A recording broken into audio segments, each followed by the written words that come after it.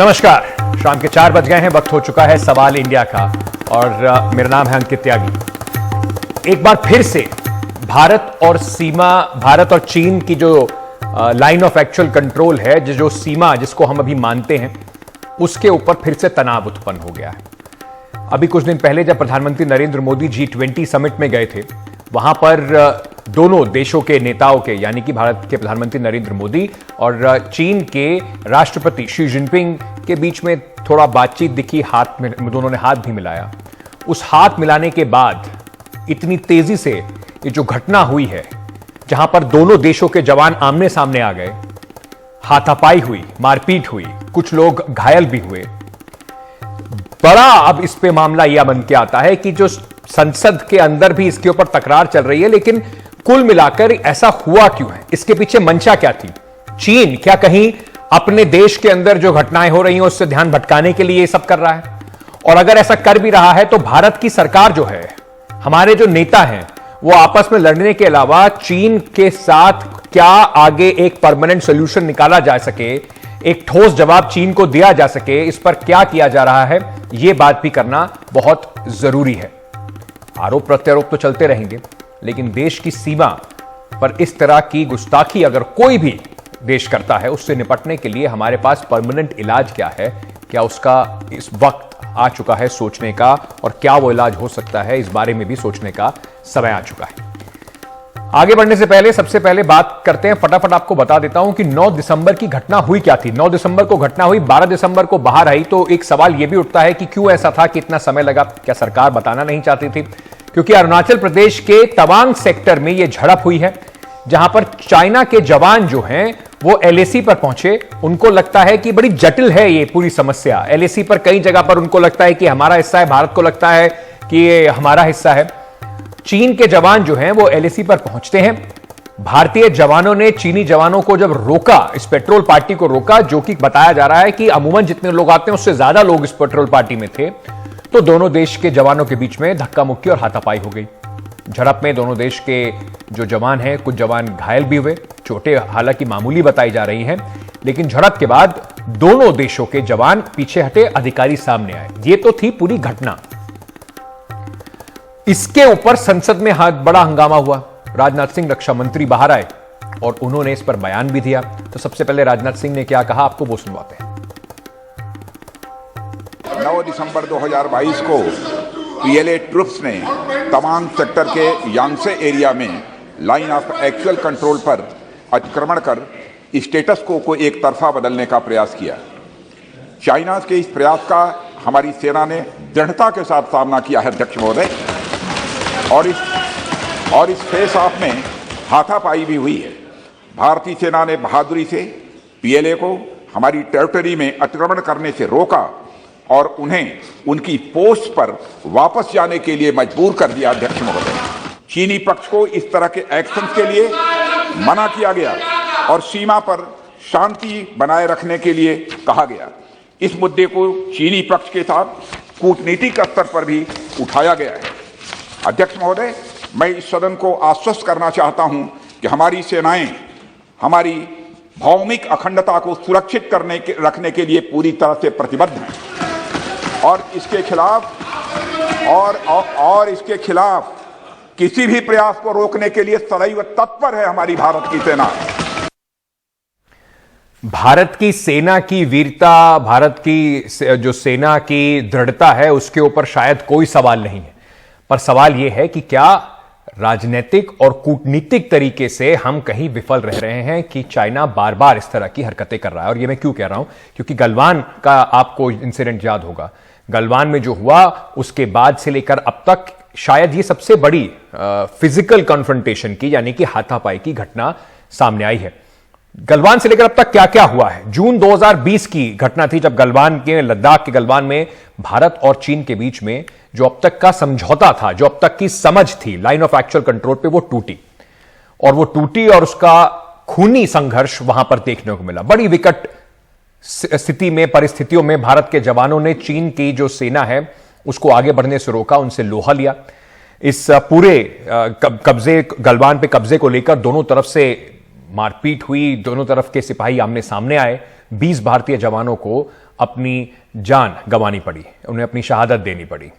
कई चीनी सैनिक भी मारे गए, लेकिन क्योंकि चाइना में जिस तरीके का आप देखते हैं इतना कंट्रोल है, कभी यह बाहर नहीं आया अक्सर निकल के कि कितने लोग उसमें मारे गए। उसके बाद भारतीय सेना ने तिब्बती पठार से चीनी नियंत्रण जो है उसे खत्म किया। अब उसके बाद से क्या क्या और घटा है। कोर कमांडर लेवल की 16 बैठकें हो चुकी हैं गलवान से लेकर अब तक। गोगरा पोस्ट और हॉट स्प्रिंग में चीन को पीछे, दोनों देशों ने अपनी अपनी जो उस समय की पोजीशन थी उससे पीछे हटने को सहमति भी बनी। दोनों देशों की सेनाएं पीछे भी हटी।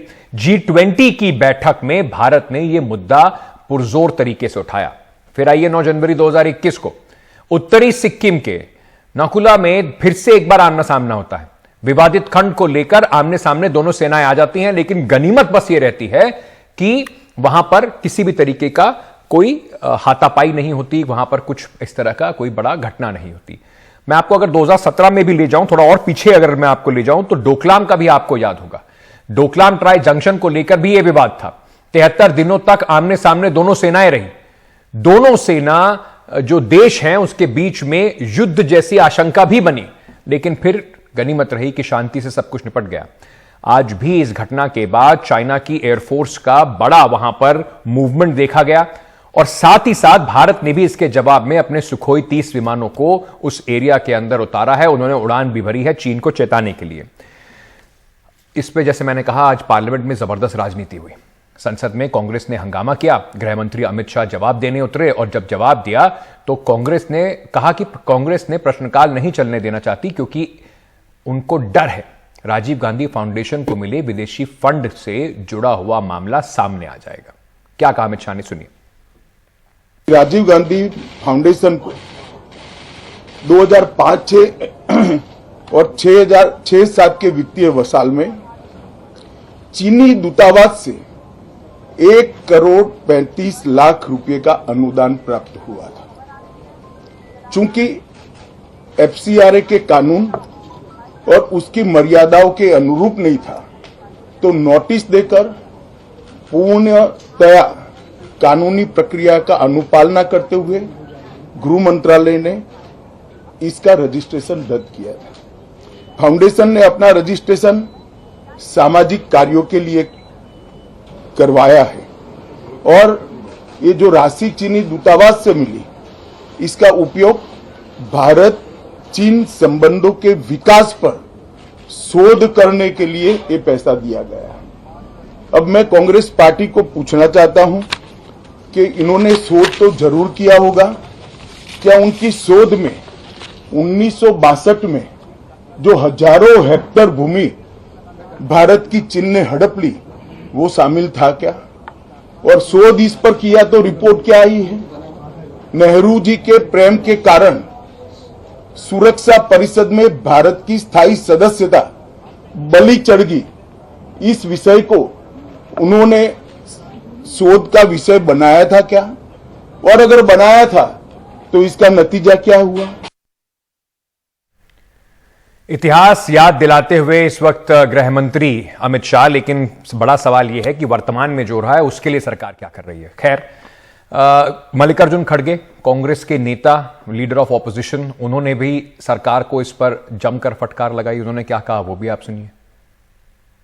अरे सेना के मामले में एक है, हमारा पहला सेंटेंस ही वही है कि हम जवानों के साथ हैं, और जो लोग अपना बलिदान त्याग बॉर्डर पे देते हैं और अतिक्रमण को रोकने के लिए अपनी जान देते हैं, उनका तो हम हमेशा उनको साथ दिए हैं और उनकी बहादुरी का हम स्वागत करते हैं।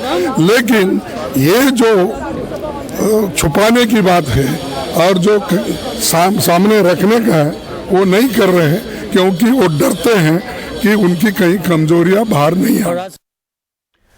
तो इस पूरी राजनीतिक बयानबाजी के बीच में अभी स्थिति क्या है और आगे क्या होना चाहिए, इस पर बात करने के लिए हमारे साथ लेफ्टिनेंट जनरल राज कादियान साहब जुड़ रहे हैं। पूर्व डेप्यूटी चीफ हैं आर्मी स्टाफ के। मंजू सेठ पूर्व राजदूत हैं, वो भी हमारे साथ इस वक्त जुड़ रही हैं। विंग कमांडर रिटायर्ड अनुपमा आचार्य, प्रवक्ता हैं कांग्रेस पार्टी की, वो इस वक्त हमारे साथ हैं। प्रकाश चंद्र शर्मा, नेता हैं भारतीय जनता पार्टी के, वो भी हमारे साथ हैं। आप सभी का बहुत बहुत स्वागत। राजनीतिक बहस के बीच में सबसे पहले मैं जनरल कादियान आपसे बात समझना चाहता हूं, मिलिट्री पॉइंट ऑफ व्यू से इस वक्त क्या हालात हैं? क्या ये टेंशन बिल्कुल वैसी ही है जैसे गलवान के समय में हमने देखी थी, और इसको डिफ्यूज करने के लिए अब क्या किया जा रहा है? नहीं, गलवान जैसी हालत नहीं है। जो कुछ हुआ 9 दिसंबर को, उसको दोनों तरफ के कमांडर्स ने मिलकर सुलझा लिया। अच्छी बात, ये तो पहली झड़प नहीं है और ना ये आखिरी है, ये होते रहेंगे। हमने जवानों को तैनात ऐसे इलाके में किया जहां एलएसी की कोई पहचान ही नहीं है। जवान को पता नहीं कौन सी टेकड़ी हमारी है, कौन सी चाइना की है। दोनों अपनी क्लेम लाइन मानते हैं, अलग अलग है, लेकिन 2006 से वो अपनी क्लेम लाइन तक पेट्रोलिंग चाइना भी करता था और भारत भी करता था। ऐसा झगड़ा नहीं हुआ था। तो ये तो एक सुलझती हुई चिंगारी है, कभी न कभी भड़क जाएगी। और अभी तो बड़ी अच्छी बात है कि फायरिंग नहीं होती है, वरना जवानों के पास हथियार है। कल को आपका साथी को चोट लगती है, आपको गुस्सा आएगा, ये भड़क उठेगी, लड़ाई शुरू होगी। तो ये तो बड़े मुद्दे की बात है। सेना तो अपना काम ठीक कर रही है, लेकिन देश को कोई ऐसे प्रयास करने चाहिए। और हमारी पॉलिसी में दोहरापन है, मैं भी बताऊंगा क्यों कह रहा हूं।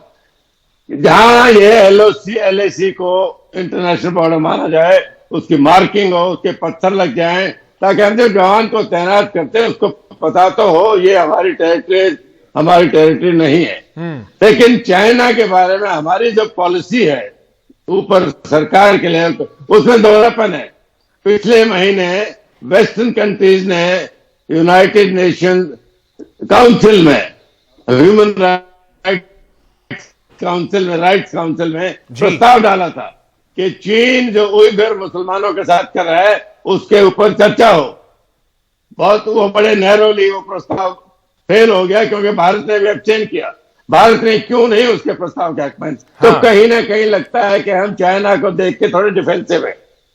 सेना तो अपना काम करती रही, इसका कोई हल नहीं है इसका। जितने एग्रेशन हम पाकिस्तान के विरुद्ध दिखाते हैं, शायद वो एग्रेशन चाइना के सामने अभी भी देखने को नहीं मिल रहा, और उसी का कारण है, और शायद उसी का कारण है कि बार बार इस तरह की घटनाएं भी हमें देखने को मिलती हैं। मंजू सेठ जी, मैं आपसे समझना चाहता हूं, क्या आपको कहीं ना कहीं लगता है कि चाइना जो ये कर रहा है, जिस तरीके से चाइना ने ये गुस्ताखी, अगर ये बार बार हम देखते हैं कहीं ना कहीं झड़प, टेंशन की जो अब तवांग सेक्टर में जिस तरीके से उसने कोशिश की है, क्या ये भारत के लिए कोई संदेश है, या फिर चाइना में जो अभी शी जिनपिंग को तीसरा अपना टर्म मिला है, कोविड को लेकर वहां पर काफी ज्यादा चर्चा हो रही थी, काफी प्रदर्शन हो रहे थे, डोमेस्टिक पॉलिटिक्स से ध्यान भटकाने के लिए उन्होंने इंटरनेशनल बॉर्डर का रास्ता चुना है?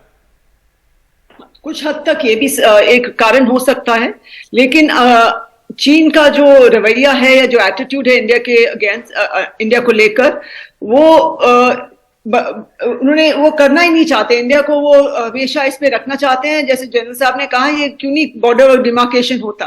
लेकिन जहां से आप शुरू करिए, इवन कॉन्फिडेंस बिल्डिंग मेजर्स जो दोनों साइड्स एग्री किए थे 93-96 में, उनको भी वो मानने को तैयार नहीं है। और बॉर्डर टॉक्स कितने सालों से चल रहे हैं, स्पेशल बॉर्डर टॉक्स चल रही हैं, लेकिन फिर भी वो उसको करना ही नहीं चाहते, रिजॉल्व करना ही नहीं चाहते हैं। एग्रीमेंट आता ही नहीं है। एक्सचेंज ऑफ मैप्स की बात कब से चल रही है, तो वहां पे उसको they want to keep it on the boil.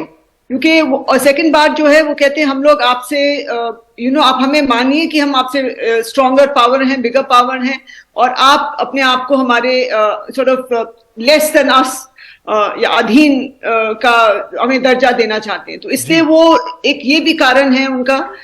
तो काफी कारण इकट्ठे होके, और ये बॉर्डर्स का बिल्कुल वेल प्लान था। ये नहीं कि ऑल ऑफ अ सडन कहीं से आए हैं।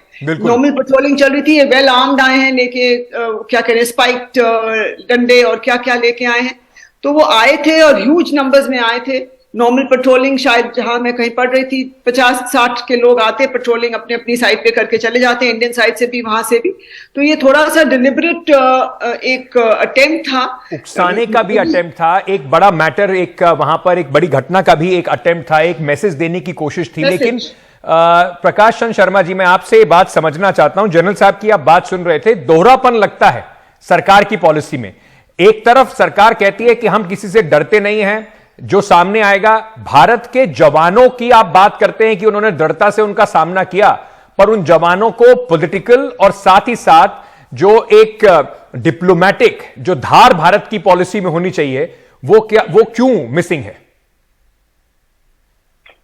अंकित, देखने वाली बात है कि जिस परिप्रेक्ष्य में हम बात कर रहे हैं, इंडो चाइना का इश्यू बहुत पुराना है और इतिहास की गलतियों से विरासत में हमें ये मिला है।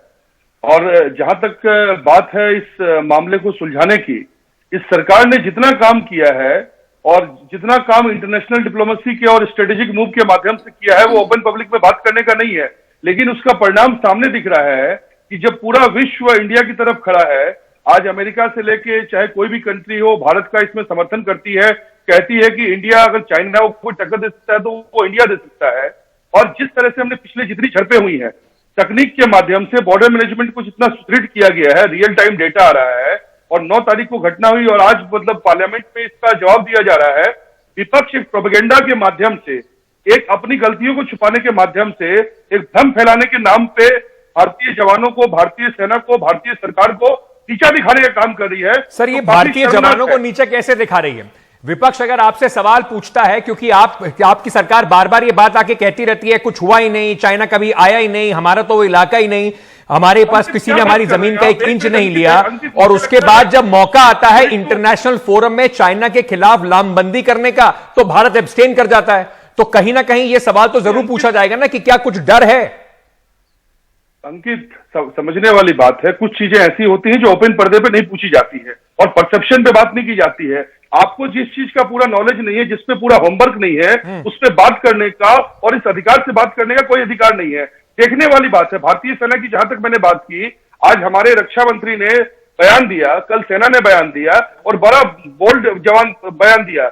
जब घटना हुई तो सबसे पहले भारतीय सैनिक था। हमें अपने इरादों से ये श्योर करना चाहिए कि हम उनकी हौसला अफजाई करें। उस टफ टेरेन में लगातार उन्होंने देश को बचाने का काम किया है। चाइना 1 इंच नहीं घुस पा रहा है। इस बात पर हौसला अफजाई करना पूरे देश की जिम्मेदारी है। और जो आप बता रहे हैं बिना होमवर्क के, शायद वो स्पोक्स पर्सन की प्रॉब्लम होती होगी सर। कम से कम हम अगर कुछ लेके बैठते हैं तो उस पर अपना पूरा गुणागणित करके बैठते हैं। मैं आपसे ये समझना चाहता हूं, जवानों के हौसले को तो बढ़ाया जाए, लेकिन क्यों जवान हमेशा ऐसी स्थिति में रहें कि उन्हें इस तरह की चीजों का सामना करना पड़े? उसके लिए सरकार क्या कर रही है? क्या यह सवाल वाजिब नहीं है?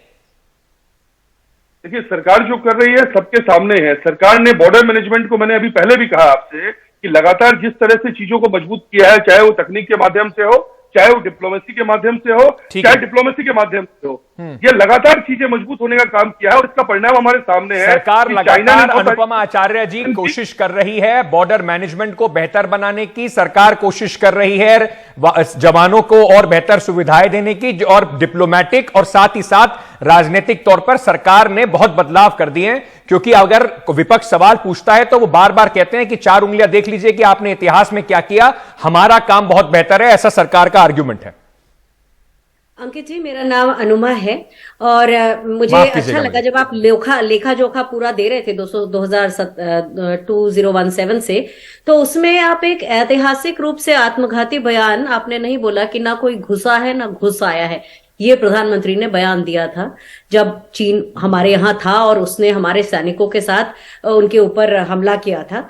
और उसके बाद हमने देखा कि मिलिट्री लेवल पे 16 राउंड की टॉक्स अब तक हो चुकी हैं, लेकिन कूटनैतिक लेवल पे और रक्षा मंत्री के लेवल पे तो एक ही बार सितंबर 2020 में रक्षा मंत्री गए थे, तब बात हुई थी, और उसके बाद मौके भी मिले। अभी सितंबर के महीने में एससीओ के मीटिंग में प्रधानमंत्री बात कर सकते थे, लेकिन प्रधानमंत्री तो कुट्टी कुट्टी खेल रहे थे, वो तो गए ही नहीं, फटके ही नहीं वो चीन के राष्ट्रपति के पास।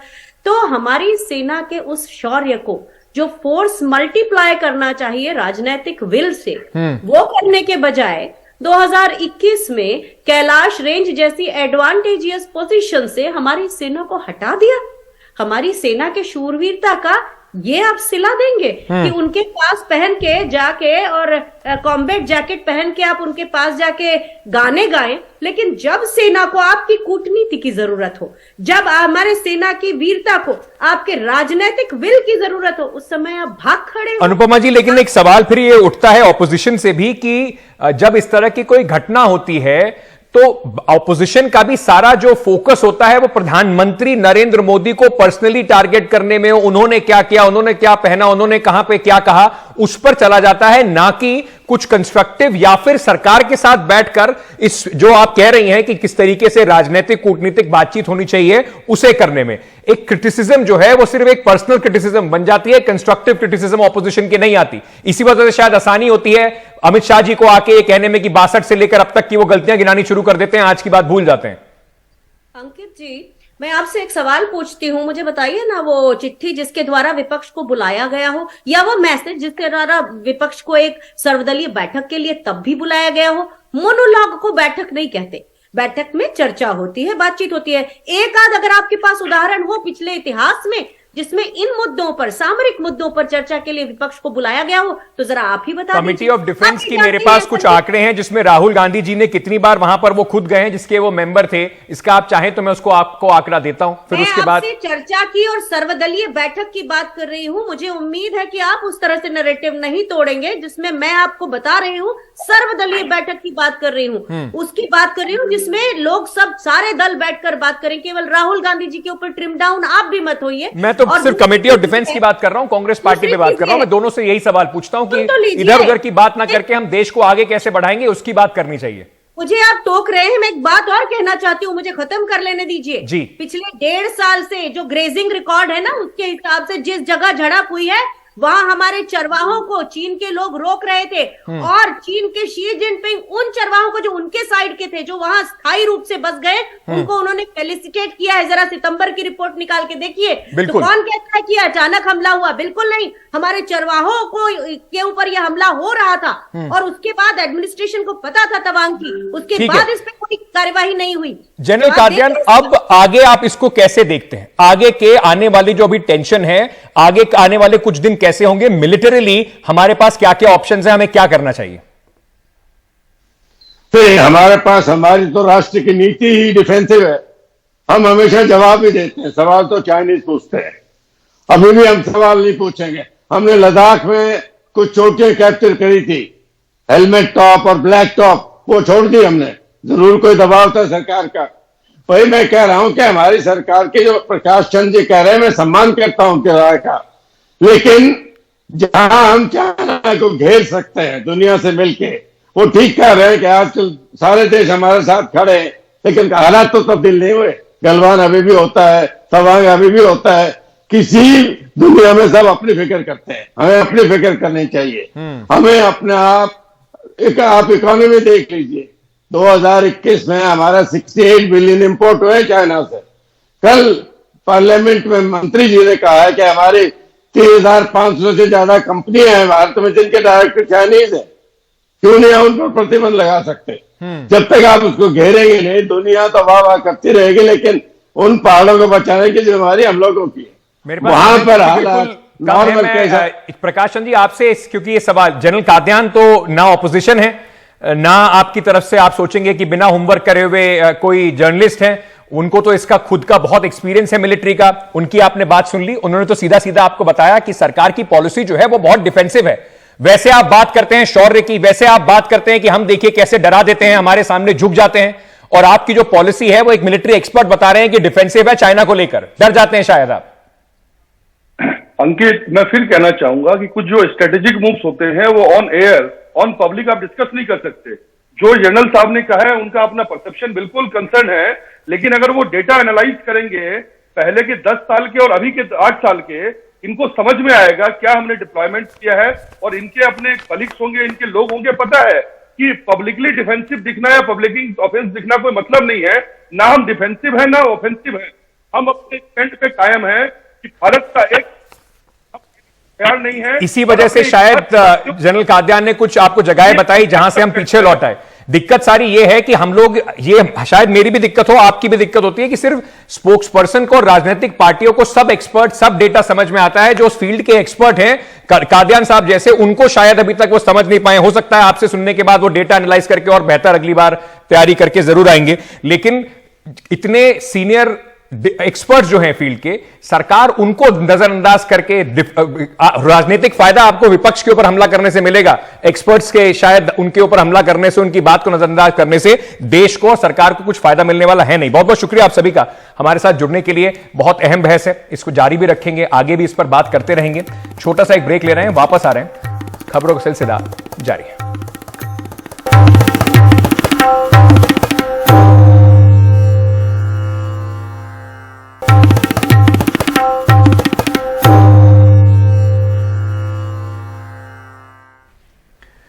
चलिए अब बात करते हैं हमारी दूसरी बड़ी खबर की।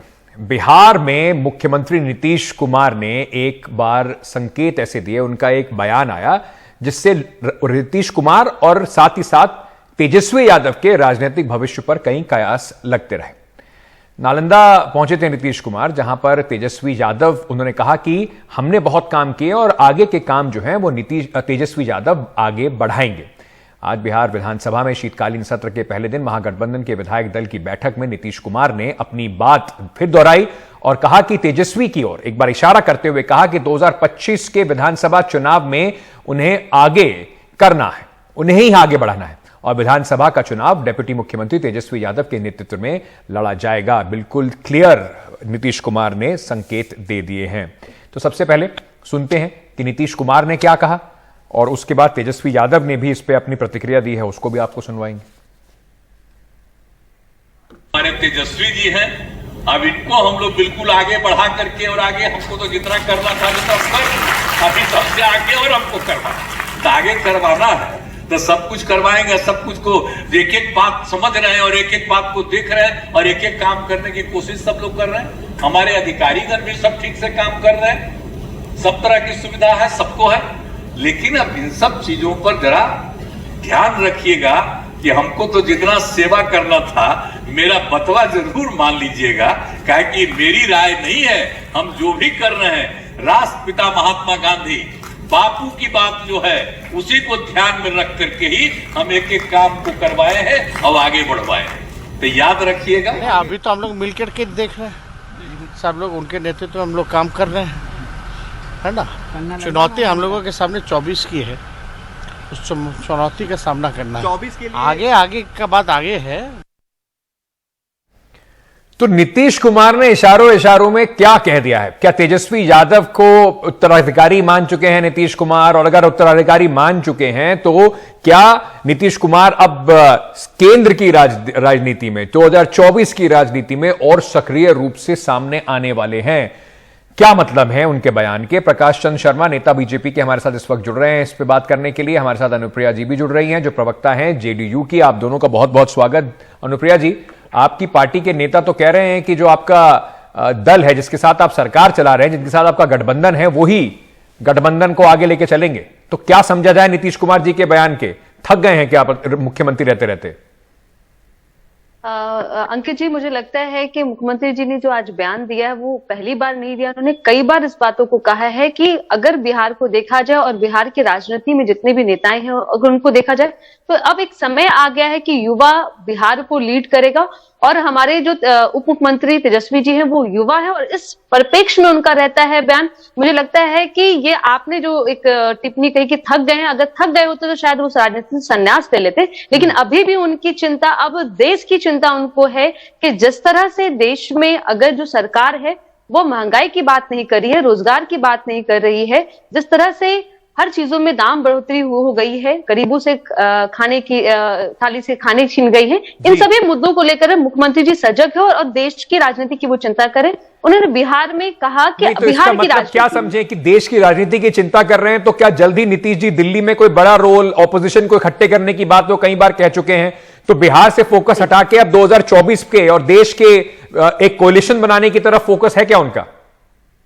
जी निश्चित, उन्होंने कहा है कि 2024 उनका एक लक्ष्य है कि जहां पे भाजपा मुक्त भारत की बात उन्होंने कहा है। और उन्होंने कहा है कि जितने भी विपक्षी दल है उनको अब एक फोरम पे आना होगा कि अगर विपक्ष को एक स्वस्थ राजनीति की ओर भारत को ले चलना है, जहां की जनहित की बात है, लोकतंत्र की बात हो, तो उनका एक प्रयास है कि सारे जो विपक्षी दल है वो एकजुट हो जाएं। प्रकाश चंद शर्मा जी, आपने सुना नीतीश कुमार जी क्या कह रहे हैं? तेजस्वी यादव के हाथ में कमान देकर, और तेजस्वी यादव ने जब बीजेपी जेडीयू का गठबंधन भी था पिछले चुनाव में, जब चुनाव हुआ था, अच्छा चुनाव लड़ा था। अब अलग बात है कि नीतीश जी उनके साथ चले गए, आपका साथ छोड़ दिया। विपक्ष को आगे मजबूत करने के लिए, उसको एक धार देने के लिए नीतीश जी बिहार से बाहर आना चाहते हैं। अंकित, देखने वाली बात है कि अभी तेल देखिए और तेल की धार देखिए। देखिए, नीतीश कुमार जी का बैकग्राउंड अभी चेक करना बड़ा आवश्यक है। इन्होंने डायनेस्टी पॉलिटिक्स के अगेंस्ट में अपनी पार्टी खड़ी की और अपने सर्वाइवल के लिए ये वापस डायनेस्टी पॉलिटिक्स को सपोर्ट कर रहे हैं। तो जनता के सामने है, उपचुनाव के रिजल्ट सामने हैं, ये अपनी साख खो चुके हैं, ये ऐसे जीव हैं कि एक डाल से दूसरी डाल जब पकड़ते हैं, जब दूसरी डाल इनकी इंश्योर हो, तो इनको सिर्फ सत्ता प्रेम है, इनको सिर्फ कुर्सी प्रेम है। कल के बयान से इन्होंने दिखाया था कि अभी निकल जाएंगे मोर्चा लेके मोदी के खिलाफ, अब इन्होंने डेडलाइन दे दी है 2025। तो अल्टीमेटली अपनी कुर्सी को सेव करने के लिए ये कुछ भी करने को तैयार है। बात ये बापू की करते हैं, मोहनदास करमचंद गांधी जी की करते हैं, और जंगल राज को सपोर्ट करने के लिए वापस से बिहार जंगल राज के सौंपना चाहते हैं। तो इतना महत्वाकांक्षी व्यक्ति जो अपनी महत्वाकांक्षा के लिए बिहार की बलि दे दे, तो क्या उम्मीद की जा सकती है? आने वाला भविष्य बताएगा। मतलब ये महत्वाकांक्षी व्यक्ति तब तक ठीक थे जब तक आपके साथ थे, अब वो बिहार की बलि दे रहे हैं क्योंकि वो गठबंधन में आपके साथ नहीं है। लेकिन अनुप्रिया जी, ये सवाल तो वाजिब उठाया उन्होंने। नीतीश जी की पूरी राजनीति जो रही है वो डायनेस्टी के अगेंस्ट रही है, लालू प्रसाद यादव के मुखर प्रतिद्वंदी रहे हैं। अब ऐसी क्या राजनीतिक मजबूरी या अपना आखिरी राजनीतिक दांव खेलने के लिए, अपनी जो जमीन बचाने के लिए, जेडीयू को बचाने के लिए नीतीश जी मजबूर हैं? देखिए, अगर हम लोग 3 महीना पहले की बिहार की राजनीति को अगर हम लोग देखें कि जहां पे बीजेपी का एक बहुत बड़ा कार्यक्रम होता है जिसमें वहां के राष्ट्रीय अध्यक्ष जी आए थे, उन्होंने कहा था कि देश में अब हमें जितने भी राज्य स्तरीय जो पार्टी है उन्हें नशनाबूद करना, खत्म करने की बात है। तो क्या मेरा उनसे सवाल है, क्या देश चलता है सिर्फ एक पार्टी से देश चलाना चाहते हैं? आप डेमोक्रेसी को खत्म करना चाहते हैं, आप हिटलर शाही लाना चाहते हैं, आप अपने सहयोगी दल के पूरे पार्टी को खत्म करने की बात करते हो और आप उम्मीद करते हैं गठबंधन धर्म आपके साथ में हम निभाएं। और उन्होंने कहा कि हम अब पार्टी जो हमारी जो सरकार चल रही है वो कुर्सी के लिए चल रही है। तो मुझे लगता है कि 2020 में जब हमारे साथ में चुनाव लड़ रही थी बीजेपी और माननीय मुख्यमंत्री जी के कार्य के आधार पर वो चुनाव लड़ रही थी, तो कुर्सी अगर प्रेम होता और कार्य नहीं होता तो क्या 25 से 22 का सफर हम तय कर पाते क्या? तो और सफर में हमारे बीजेपी के साथी भी हमारे साथ थे और हमारे कार्य के आधार पे आप हमारे साथ चल रहे थे। ये एक बड़ा राजनीतिक बयान है, चाहे इसे किस तरीके से भी देखिए। जो नीतीश कुमार ने बात कही है, बड़ा राजनीतिक बयान है। इसका असर ना सिर्फ बिहार की राजनीति पे पर देश की राजनीति पे भी जरूर पड़ेगा। अब असर किसके ऊपर अनुकूल और किस पे प्रतिकूल पड़ेगा, ये तो आने वाला वक्त ही बताएगा, चुनाव के नतीजे ही बताएंगे। बहुत बहुत शुक्रिया आप दोनों का हमारे साथ जुड़ने के लिए। छोटा सा एक ब्रेक ले रहे हैं, सवाल इंडिया का जारी है।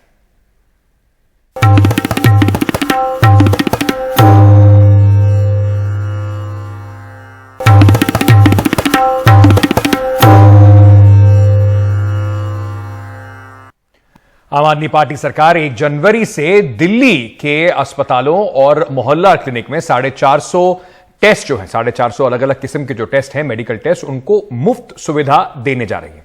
मुख्यमंत्री अरविंद केजरीवाल ने कहा कि इस कदम से उन लोगों को मदद मिलेगी जो निजी स्वास्थ्य देखभाल का खर्च उठाने में असमर्थ हैं। अधिकारियों ने यह भी बताया कि वर्तमान में सरकार द्वारा मुफ्त में उपलब्ध कराए जाने वाले चिकित्सा परीक्षणों की संख्या 212 है। उन्होंने कहा कि मुख्यमंत्री केजरीवाल ने अस्पतालों और मोहल्ला क्लिनिकों में 238 और जांच निःशुल्क शुरू करवाने का ये जो प्रस्ताव है, स्वास्थ्य विभाग को जो कहा गया है, उसको मंजूरी दे दी है।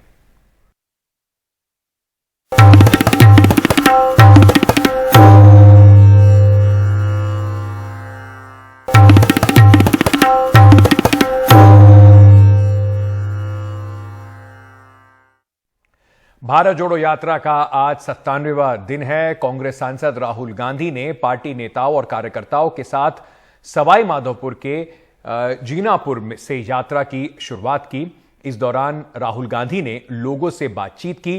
राहुल गांधी की यात्रा के साथ काफी तादाद में कांग्रेस के कार्यकर्ता और समर्थक भी इस पूरी यात्रा में शामिल हो रहे हैं और काफी लोग बीच यात्रा में उनके साथ जुड़ भी रहे हैं।